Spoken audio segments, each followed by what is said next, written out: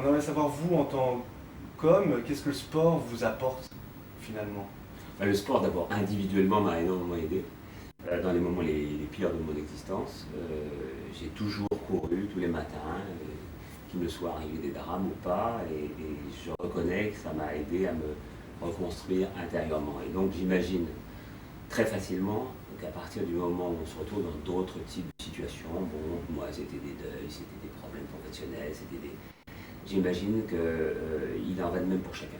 Donc à partir du moment où chacun se reprend en main, fait juste attention à, je dirais c'est même plus une question de ligne, etc., mais juste l'idée qu'il faut hausser la barrière, qu'il faut s'imposer une haie supplémentaire, qu'il faut s'imposer 100 mètres supplémentaires, qu'il faut s'imposer...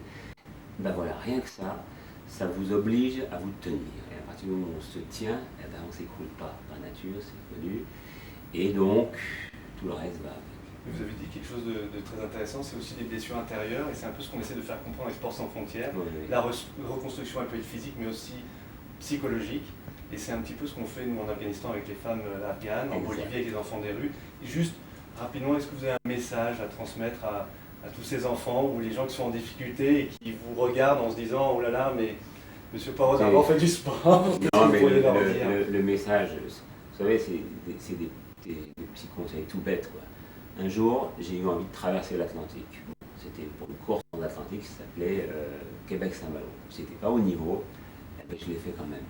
Et je suis arrivé avec 8 kilos de moins, mais j'ai traversé l'Atlantique. Donc ça veut dire qu'il ne faut jamais se dire je suis pas au niveau. Un jour, j'ai décidé de faire le marathon de New York, c'était il n'y a pas si longtemps.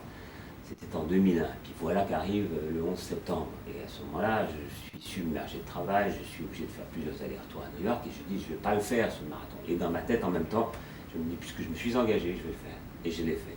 Et j'ai réussi à aller jusqu'au bout. Et rien que ça, ce bonheur-là, c'était ma victoire sur moi-même. Et j'étais content.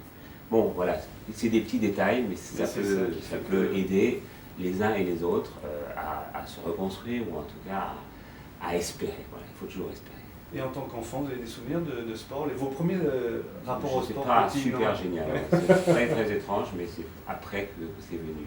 Le tennis seulement vers l'âge de 15 ans, le ski à peu près au même moment, et puis la course, bon, c'est venu beaucoup plus tard, mais et ici la voile.